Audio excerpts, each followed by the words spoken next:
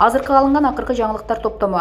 Орусияда оппозиционер саясатчы Навальныйдын тарапкерлеринин акциялары өтүүдө. Американын тургуну лотереядан $740 миллион утуп алды. Тажикстандын лидери Эмомали Рахмон өзүнүн атындагы музей ачты. Кыргызстан Россиядан 500 000 доза Спутник V вакцинасын сурады. Мына ушул жана башка күндүн маанилүү жаңылыктары алдыдагы мүнөттөрдө толугу менен болмокчу.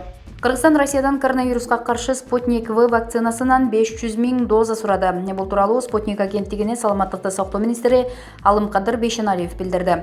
Анын айтымында тиешелүү кат өлкө президентинин милдетин аткаруучу Талант Мамытовдун атынан Россия Федерациясынын башчысы Владимир Путинге жиберилген. Азырынча Россиядан жооп келе элек. Россиянын саламаттыкты сактоо министри маселени жогорку деңгээлде чечүү үчүн кат жөнөтүүнү өтүнгөн. Өзүм Москвага иш сапары менен барганда да муну чечип берүүнү сурангам, деди Бейшеналиев. Министр 500 000 доза вакцина 250 000 кишиге жетээрин кошумчалады. Бул Спутник KG сайты. Американын тургуну лотереядан $740 миллион утуп алды. Американын Мичиган штатынан Мега Миллионс лотереясынын билетин сатып алган жаран $1 миллиард джекпот утуп алды. Бул тууралуу оюндун уюштуруучулары билдиргенин РИА Новости жазды. $1 миллиард номиналдагы джекпот Мичигандагы бактылуу билеттин ээсине берилет. Бул 22 январда ойнотулган оюнда 6 номер деп келген жападан жалгыз билет болду, деп жазылат лотереянын сайтында. Бул Мега Миллионс лотереясынын 2018 жылдан берки байгелердин рекорду болду. Ага чейин Түштүк Каролинанын тургуну $1,5 миллиард утуп алган. Мындан 2 күн мурун Powerball америкалык лотереясынын билетин Мэрилендден сатып алган жаран $731 миллион өлчөмүндө уткан джекпоттун айырып алган. Бул Powerball тарыхындагы 4-чү эң ири байге болуп калды. Булак Спутник KG. Орусияда оппозиционер саясатчы Навальныйдын тарапкерлеринин акциялары өтүүдө. Новичок заты менен ууландырылгандан кийин Германияда дарыланган Навальный Москвага 17 январда кайтып келген.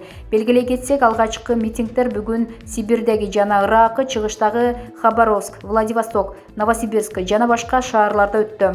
Аларга жалпысынан 15 000 адам катышканы кабарланды. Айрым талдоочулар бүгүнкү иш-чаралар 2017 жылдын март айында Орусиянын 99 шаарында өткөн ири акциялардан берки эң ири демонстрациялар болушу ыктымал экенин айтып жатышат. Митингдер кармоолор менен коштолду. Орус полициясынын ишмердүүлүгүнө көз салган ОВД инфо тобу 30 шаарда 273 адам кармалганын, Хабаровск шаарында күч кызматкерлери кармалгандарга кол көтөргөнүн маалымдады. Навальныйдын тарапкерлери Якутск шаарында 50 градус, Екатеринбургда 30 градус суукка карабастан акция өткөрүштү. Оппозиционердин бошотулушун талап кылгандардын акциясы Москванын Пушкин аянтчасында жана Санкт-Петербургда да өтүүдө.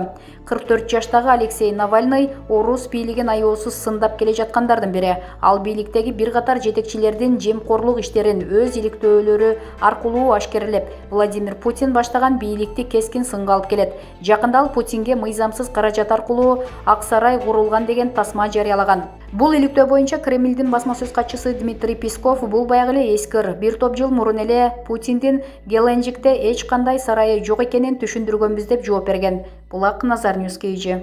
Кыргыз Республикасынын вице-премьер-министринин милдетин аткаруучу Эльвира Суровалдиева Бириккен Улуттар уюмунун адам укуктары боюнча жогорку комиссар башкармалыгынын Борбор Азия үчүн аймактык бөлүмүнүн башчысы Ришард Коменда менен жолугушту. Бул тууралуу өкмөттүн маалымат кызматы билдирди. Вице-премьер-министр белгилегендей, бул жолугушуу Бириккен Улуттар уюму адам укуктары боюнча жогорку комиссар башкармалыгы менен адам эркиндигин жана укугун камсыздоо жаатындагы мындан аркы жемиштүү кызматташуу үчүн негиз болуп саналат жана өз ара аракеттешүүнү дагы жогорку деңгээлге чыгарууга мүмкүндүк берет.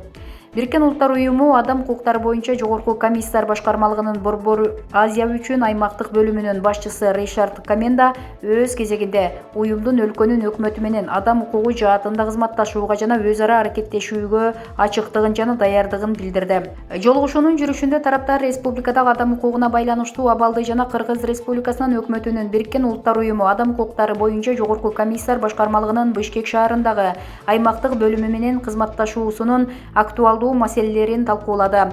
Тактап айтканда, жаштар үчүн аймактык борборду түзүү концепциясынын үстүндө биргелешип иш алып баруу, өкмөткө караштуу адам укугу боюнча координациялык кеңештин жана башка мамлекеттик органдардын адам укугун жана эркиндигин камсыздоо жаатындагы мүмкүнчүлүгүн жогорулатуу, ошондой эле адам укугу боюнча Бириккен Улуттар уюму башка механизмдер менен өз ара аракеттешүү боюнча макулдашууга жетишилди. Булак Назар Ньюс KG. Тажикстандын лидери Эмомали Рахмон өзүнүн атындагы музей ачты. Тажикстандын президенти Эмомали Рахмон жана анын уулу Душанбе шаарынын мэри Рустам Эмомали Тажик улуттук университетинде улут лидеринин музейин ачышты. Бул тууралуу Спутник Өзбекстан агенттиги жазды. Ага ылайык Эмомали Рахмон 1977-1982 жылдары ушул окуу жайдын экономика факультетинде окуган. Учурда ал өлкөнүн алдыңкы университети. Жума күнү Рахман уулу менен университеттеги 7 кабаттуу жаңы окуу корпусунун ачылышына катышкан. Анда студенттер экономика жана финансы багытында билим алышат. Ушул эле корпуста өлкө президенти, улут лидери Эмомали Рахмондун музейинин ачылышы болгон. Музей Тажикстандын улуттук университетинин окумуштуулар кеңешинин чечими менен мамлекет башчысынын эмгегин жаштарга эске салып туруу үчүн түзүлгөнү айтылат. Булак Спутник KG. Вице-премьер-министрдин милдетин аткаруучу Максат Мамытканов Германиянын элчиси Моника Иверсен менен жолугушту. Кыргыз Республикасынын вице-премьер-министринин милдетин аткаруучу Максат Мамытканов Кыргыз Республикасындагы Федералдык Германия Республикасынын атайын жана ыйгарым укуктуу элчиси Моника Иверсен менен жолугушту. Бул тууралуу өкмөттүн маалымат кызматы билдирди. Жолугушууда эки тараптуу кызматташтыктын актуалдуу темалары талкууга алынды. Вице-премьер-министрдин милдетин аткаруучу Максат Мамытканов маалымдагандай, Кыргыз Республикасынын өкмөтү тарабынан таза жана акыйкат шайлоолорду өткөрүү боюнча элге берилген убада аткарылды. Кыргыз Республикасынын президентинин мөөнөтүнөн мурда шайлоосу жана башкаруу формасын аныктоо боюнча жалпы улуттук референдумду олуттуу бузууларсыз республиканын мыйзамдарын так сактоо менен жана эл стандарттарга ылайык өттү. Эми өкмөт алдында коррупцияны жоюу милдети турат. Ал өз кезегинде инвесторлорго шарт түзүү менен экономикалык көрсөткүчтөрдүн жакшыртылышын шарттайт деп белгиледи Максат Мамытканов. Ошондой эле республикадагы демократиялык принциптерди чыңдоо, инвестициялык климатты жакшыртуу, коррупция менен күрөшүү, өлкөдөгү саясий туруктуулук, жашыл экономика жана ачык айкын парламенттик шайлоолорду камсыздоо боюнча маселелер талкууланды. Кыргыз Республикасындагы Федеративдик Германия Республикасынын атайын жана ыйгарым укуктуу элчиси Моника Иверсен өз кезегинде калыбына келтирүүчү энергия булактары боюнча Германиянын алдыңкы тажрыйбасы тууралуу маалымат берди жана германдык тараптын Жашыл Борбор Азия Герман демилгесинин алкагында биргелешип иш алып барууга даярдыгын билдирди. Жыйынтыгында тараптар эки тараптуу мамилелерди өнүктүрүүгө жана тереңдетүүгө багытталган активдүү кызматташтыктын маанилүүлүгүн белгиледи. Булак Назар Ньюс KG. Токиодогу Олимпиада оюндары жылдырылат. Япон бийлиги пандемияга байланыштуу Токиодогу Олимпиада оюндарын жылдыруу керек деген бүтүмгө келди. Бул тууралуу Times өкмөттөгү өз булактарына таянуу менен билдирди. Маалыматка караганда, Жапон бийлиги жүзүн сактап калуу менен бул чечимди дүйнө жүзүнө жарыялоо жолдорун издеп жатат. Эч ким бул тууралуу биринчи үн каткысы келбейт, бирок баары Олимпиада өткөрүү оор болорун түшүнүп турат деген басылманын булагы. Мындай бүтүм кабыл алууга пандемиянын кышкы толкуну себеп болду.